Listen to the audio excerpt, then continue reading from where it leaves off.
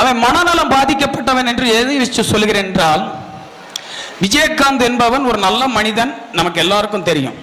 அவனை சொன்னா இவன் எல்லாம் தேர்தலில் நிற்கிறதற்கு தகுதியா, இவன் வட மாநிலத்துக்காரன் என்று சொன்னான். அவர் இறந்த பிறகு சொல்லலாம் அவனை போல யோக்கியன் இல்லை என்கிறான். மக்களுக்கு தேவை யோக்கியன் தான் தேவை.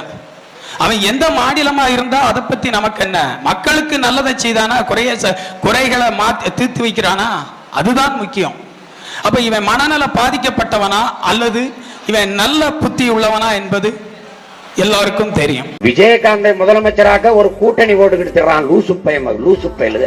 அந்த கூட்டணிக்குள்ள இருக்கிற நல்லகனுக்கு கால் கட்ட மயிரளவுக்கு பெறுவானடா விஜயகாந்த்.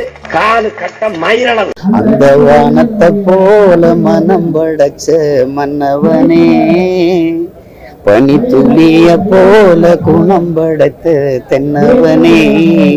அந்த வரிக்கு ஏற்ப உள்ளவர் இவரு. அவருக்கு எது எழுதினாலும் பொருந்தும். நீங்க ஒரு படத்துல ஒரு பாட்டு, என் மன்னவர் நடந்து வந்தா மணி உதிரும் தன்னால. அவர் நடந்து வரும்போது அது யாரும் மறுக்க முடியாது.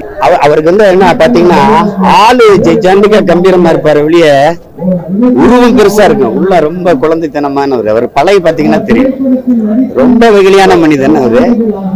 தன் கடுமையான உழைப்பால எந்த பின்புலம் இல்லாமல் உயரத்துக்கு வந்தவர் இவரு. அவருடைய பண்பை, ஆக சிறந்த குணத்தை சொல்லிக் கொண்டே இருக்கலாம்.